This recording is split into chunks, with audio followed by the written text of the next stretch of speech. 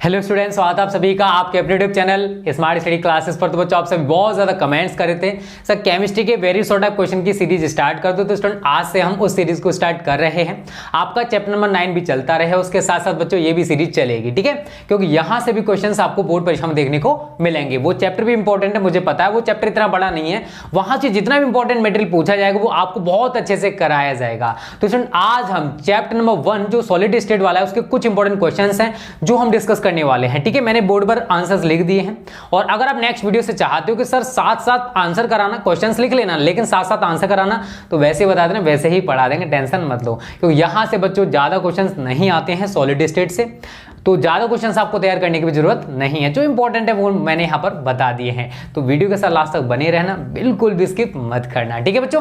तो ये 4 से लेकर 5 क्वेश्चन है बच्चों जो कि इस चैप्टर से पूछे जाते हैं, क्योंकि अब आपको मेन क्वेश्चंस ही डिस्कस करने हैं, क्योंकि हमारे पास उतना टाइम बचा हुआ नहीं है कि हम सारे क्वेश्चंस को डिस्कस कर सकें।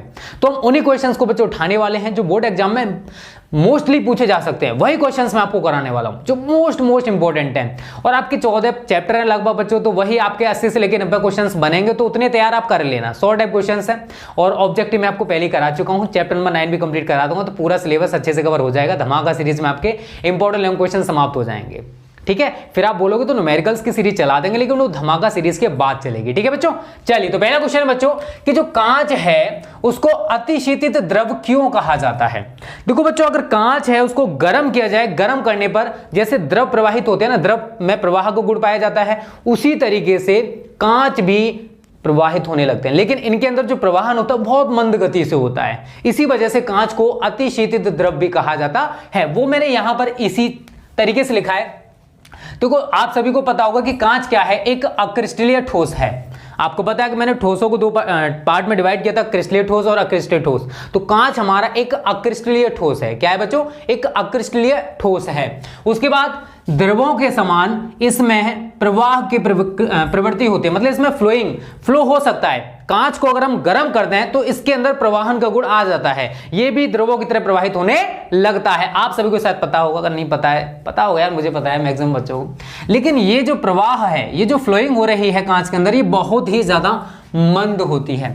ये जो प्रवाहन है कांच के अंदर, ये बहुत ही ज्यादा स्लो होता है, बहुत ही ज्यादा स्लो होता है। ऐसा क्यों होता है? क्योंकि इसकी डेंसिटी बहुत ज्यादा होती है। इसी वजह से बच्चों इसके अंदर प्रवाह का गुण तो पाया जाता है, लेकिन प्रवाह जो होता है वो बहुत मंद गति से होता है। कांच है, उसको गर्म करते तो हम देखेंगे कि वो पिघलने लगता है, ठीक है। आप सभी को शायद पता होगा, मुझे पता है, ठीक है। चलिए बच्चों, यही रीजन है बच्चों कि इसको अतिशीतित द्रव हम कहते हैं। तो कांच हमारा एक अक्रिस्टलीय ठोस है। द्रवों के समान कांच के अंदर भी प्रवाह का गुण पाया जाता है, लेकिन इसके अंदर जो प्रवाहन होता है बहुत ही ज्यादा मंद होता है। यही रीजन है बच्चों कि इसको हम अतिशीतित द्रव भी कहते हैं, किसको? कांच को, ठीक है। शॉर्ट क्वेश्चन है, पूछा जा सकता है। सेकंड क्वेश्चन बहुत ज्यादा इंपॉर्टेंट है। यूनिट सेल या मात्रक कोष्टिका या आद्य कोष्टिका को परिभाषित करना है। देखो बच्चों, जो भी क्रिस्टल्स होते हैं, चाहे मैं क्रिस्टल जालक की बात करता हूं, तो संपूर्ण क्रिस्टल संरचना में अगर हम किसी क्रिस्टल की संरचना की बात करें तो उसे बनाने में, अब जैसे घर को बनाने में किसका यूज किया था? ब्रिक्स है, ईंट का। तो ईंट हमारे यहां पर क्या है? यूनिट सेल है, क्योंकि ईंट लगाते जाएंगे तो हमारा मकान बनके तैयार या कमरा बनके तैयार हो जाता है। तो यहां पर जो पार्ट है वो क्या है? यूनिट सेल क्या होगा? यहां पर ईंट होगी। तो वही रीजन है बच्चों कि अगर हम मकान को बनाना चाहते हैं तो हमें ब्रिक्स को एक सीक्वेंस में लगाना पड़ता है। वही यहां पर है, अगर हम क्रिस्टल को बनाना चाहते हैं तो हमें यूनिट सेल को एक निश्चित क्रम में लगाना पड़ेगा, तब जाकर क्रिस्टल जालक या त्रिभुज जालक का निर्माण होता है। तो यहां पर मैंने यही लिखा है कि संपूर्ण क्रिस्टल संरचना में वह छोटी से छोटी इकाई जिसे सभी दिशाओं में समान रूप से, किसी भी दिशा की बात कर सकता हूं, सभी दिशाओं में समान रूप से अगर हम बार बार दोहराने पर पूर्ण क्रिस्टल संरचना का निर्माण होता है, उसी को बच्चों हम लोग एकक या मात्र कोष्टिका कहते हैं। तो यूनिट सेल की अगर मैं यहां पर बात करूं बच्चा, तो मैं यहां पर एक यूनिट सेल का एक डायग्राम बना के दिखा रहा हूं आप सभी को। ये हमारा क्या है? एक यूनिट सेल है, ठीक है। शायद सभी बच्चों को इसका पता भी होगा क्योंकि मैं आपको बहुत अच्छे से ये पढ़ा चुका हूं, ठीक है। तो बच्चों ये हमारी एक यूनिट सेल है। यूनिट सेल भी आपकी 2 प्रकार की होती है, सरल या आद्य एकक कोष्टिका और केंद्रित एकक कोष्टिका, ठीक है। अब ये क्या होती है ये भी मैं आपको बताऊंगा। यूनिट सेल, ये हमारी एक यूनिट सेल है, ये क्या? हमारी एक यूनिट सेल है बच्चों, ठीक है। अगर हम किसी क्रिस्टल की संरचना की बात करें तो उसमें वह छोटी से छोटी इकाई जो उस क्रिस्टल को बनाने में उपयोगी है, जिसके द्वारा हम उस क्रिस्टल का निर्माण कर रहे हैं, उसी को हम यूनिट सेल कहते हैं। अब यूनिट सेल बच्चों दो प्रकार की होती हैं, सरल या आधे एकक कोशिका और केंद्रित एकक कोशिका। ठीक है, सरल या आधे एकक कोशिका। तो ये जो दिखाई दे रही है बच्चों, ये हमारी सिंपल क्यूबिक सेल है, एससीसी इसको इंग्लिश में बोलते हैं, एससीसी सिंपल क्यूबिक सेल।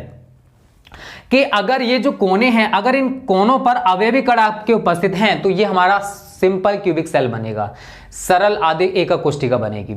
अगर बच्चों और सुनना, जो केंद्रित एकक कोशिका ये तीन प्रकार की होती है। कौन कौन सी होती है? एक, दो, पूरा डिटेल में पहले पढ़ा चुका हूं बच्चों, तो यहां पर मैं आपको केवल शॉर्ट में बता रहा हूं जिससे कि आपको दिक्कत ना आए। ठीक है, तो पहली होती है बच्चों आपकी BCC, body centred cubic cell. ठीक है, FCC, face centred cubic cell, and ECC, end centred cubic cell. शायद सभी को पता होगा, मुझे बताने की जरूरत नहीं है। ठीक है, एंड सेंटर्ड यूनिट सेल कह लो, कोई दिक्कत नहीं है। ठीक है, या क्यूबिक सेल कह लो। अब बच्चों बात आती है कि तीनों टाइप, ये तो जो बनाई है तो एससीसी हो गई। अगर बच्चों अवयवी कण को, अगर हमारा अवयवी कण इसके केंद्र में उपस्थित है तो उसको हम बोलते हैं BCC, body centred unit cell बोल दो या क्यूबिक सेल बोल दो, जो बोलना चाहते हो उसको बोल सकते हो। ठीक है बच्चों, और अगर यहां इसको सही तरह सुनना, ये हो गया फेस सेंटर्ड क्यूबिक सेल। क्या होती है? अगर जो हमारे अवयवी कण हैं, अगर ये कोनों के साथ साथ फलकों के केंद्र पर भी उपस्थित हैं, ये फलक हैं 1, 2, 3, 4, आगे और पीछे 2 यहां पर दिखाओगे, ये हमारी एफसीसी। कि अगर अवयवी कण कोनों के साथ साथ जो फलक हैं अगर उनके केंद्र पर भी उपस्थित हैं तो उसको हम लोग फेस सेंटर्ड यूनिट सेल कहते हैं। और अगर मैं ईसीसी की बात करूंगा तो यहां पर क्या होता है ईसीसी में बच्चों, कि जो अवयवी कण हैं वो कोनों पर तो उपस्थित होते हैं, लेकिन इसके साथ साथ 2 विपरीत फलकों के केंद्र पर भी उपस्थित होते हैं। कोई भी 2 विपरीत फलक ले सकते हो आप, ये ले सकते हो, ये ले सकते हो, या फिर ये वाली ले सकते हो। तो ये जो फलक है उनके केंद्र पर 2 अवयवी कण भी उपस्थित होते हैं। तो ये है बच्चों आपके यूनिट सेल के, वैसे 2 प्रकार के होते हैं। जो हमारी केंद्रित एकक कोशिका है बच्चों, उसको हमने 3 पार्ट में डिवाइड कर दिया, बीसीसी, एफसीसी एंड ईसीसी। ये आपको छोटे छोटे टर्म्स है, पता होने चाहिए बच्चों। उम्मीद करता हूं ये समझ में आ गया होगा। अगर मैं बात करूंगा क्रिस्टल जालक या त्रिविम जालक किसे कहते हैं, तो बच्चों अगर यूनिट सेल को एक निश्चित सीक्वेंस में हम लोग लगा दें, एक निश्चित क्रम में लगा दें, तो हमें जो संरचना प्राप्त होगी बच्चों उसी को क्रिस्टल जालक या त्रिविम जालक कहते हैं। ठीक है, तो रटना नहीं है, केवल आपको समझना है। तो मैंने भी यहां पर यही लिखा है कि अगर 3 डायमेंशनल स्पेस है, अगर उसमें क्रिस्टल इकाइयों या अवयवी कण कह सकते हैं, इनकी एक नियमित व्यवस्था को ही क्रिस्टल जालक कहते हैं। अब बहुत सारे हमारे पास यूनिट सेल्स हैं, अगर हमने उनको एक निश्चित सीक्वेंस में लगा दिया, एक निश्चित क्रम में लगा दिया, तो जो हमें प्राप्त होगा उसको हम लोग क्रिस्टल जालक या त्रिविम जालक कहते हैं। फॉर एग्जांपल आप मान के चलो ये हमारा यूनिट सेल था, इसके साथ हमने और यूनिट सेल जोड़ दिए, इसके साथ हमने और यूनिट सेल जोड़ दिए। ठीक है ना, आगे जाके हम इसको और ऊपर लेके गए, ऐसे करके अगर हम और यूनिट सेल बना दें बच्चों, तो ऐसे करके जो अब संरचना बनेगी, क्योंकि हमने इसके साथ साथ यूनिट सेल के एक था, इसके साथ और भी यूनिट सेल जोड़ दिए, तो अब जो स्ट्रक्चर बनकर आएगा, अब जो स्ट्रक्चर बनेगा उसको हम लोग क्रिस्टल जालक या त्रिविम जालक कहते हैं। ठीक है ना, क्रिस्टल जालक या त्रिविम जालक कहते हैं। तो रटने वाली चीज नहीं है, समझने वाली चीज है, छोटे छोटे टर्म्स हैं बच्चों। ठीक है, तो ये छोटे छोटे टर्म्स आप तैयार कर लेना। अब यूनिट सेल के साथ पैरामीटर्स के बारे में आपने सुना होगा। यूनिट सेल के पैरामीटर्स मैंने आपको बताए थे, 3 अक्षीय कोण और 3 अक्षीय लंबाइयां, ये यूनिट सेल के पैरामीटर्स होते हैं। तो आप पैरामीटर्स को भी तैयार कर सकते हो। अल्फा बीटा गामा मैंने कोण बताए थे, अल्फा बीटा गामा ये अक्षीय कोण होते हैं, और ABC मैंने अक्षीय लंबाइयां बताई थी, ABC अक्षीय लंबाइयां बताई थी। ठीक है, तो आप सभी को ये पता होगा। तो 3 अक्षीय कोण होते हैं, 3 अक्षीय लंबाई होती हैं, यही होते हैं हमारे यूनिट सेल के पैरामीटर्स। ठीक है ना, दिक्कत तो नहीं है, दिक्कत तो कमेंट करके बता देना। उम्मीद करता हूं यहां तक आपको समझ में आ रहा होगा। जितने भी क्वेश्चंस बच्चों मैं आपको इस सीरीज में दूं उनको आप डेली बेसिस पे तैयार करोगे। और ये सीरीज यार ज्यादा लंबी नहीं चलेगी, क्योंकि एक दिन में हम लोग एक जो चैप्टर है उसको खत्म कर देंगे। जितने भी क्वेश्चन होंगे, इसमें तो कम थे, हो सकता है नेक्स्ट चैप्टर में ज्यादा हो तो ज्यादा क्वेश्चन कराए जाएंगे, बट एक ही वीडियो में समाप्त होंगे सारे के सारे। ठीक है, टेंशन मत लो। तो क्लियर सभी को। उसके बाद बच्चों अगला जो क्वेश्चन है वो है जो रॉक साल्ट है NaCl में समन्वय संख्या कितनी होती है Na+ और Cl- की। अच्छा क्वेश्चन है, तो बच्चों समझना। देखो अगर मैं रॉक साल्ट NaCl का स्ट्रक्चर बनाऊं तो Na+, Cl-, इस तरीके से हम एक क्रिस्टल जालक इसका बना सकते हैं। NaCl का क्या बनेगा कि एक क्रिस्टल जालक बन जाएगा, क्योंकि ये हमारा एक क्रिस्टलीय ठोस है, सभी को पता होगा। ठीक है, तो यहां पर है रॉक साल्ट NaCl में Na+ तथा Cl- की जो समन्वय संख्या है वो कितनी है। तो समझना बच्चों, रॉक साल्ट NaCl में Na प्लस व Cl माइनस की समन्वय संख्याएं 6 होती हैं, मतलब 6 होती है Na प्लस की और Cl माइनस की भी 6 होती है। ऐसा क्यों होता है? तो स्टूडेंट Na प्लस जो है इसके 6 तरफ मान सकते हैं, ठीक है ना, क्योंकि इसके चारों तरफ नहीं बोलूंगा, चारों तरफ बोलूंगा तो केवल Cl माइनस 4 दिखाऊंगा, तो इसके 6 तरफ जो है Cl माइनस लगे हुए होंगे। कितने तरफ? 6 तरफ Cl माइनस लगे हुए होंगे, ठीक है ना, क्योंकि अगर आप एक यूनिट सेल बनाओगे तो यूनिट सेल में आप देखोगे Na प्लस के चारों तरफ 6 तरफ क्या लगे हुए हैं? 6 Cl माइनस लगे हुए हैं, और Cl माइनस है तो उसके 6 तरफ क्या लगे होंगे?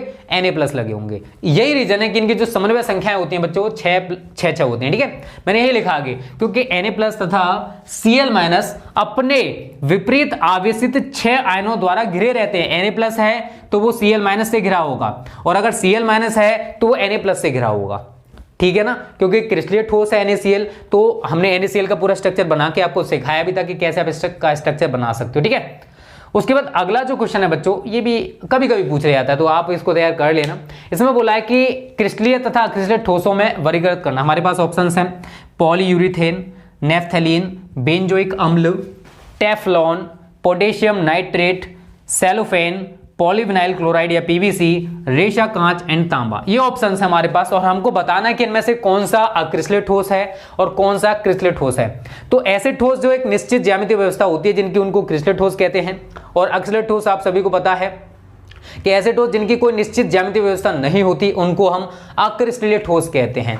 आप यार ऐसे देखकर तो बता नहीं सकते हो कि कौन सा अक्रिस्टलीय होगा कौन सा क्रिस्टलीय होगा, इनके बारे में थोड़ा सा आपको नॉलेज होगी।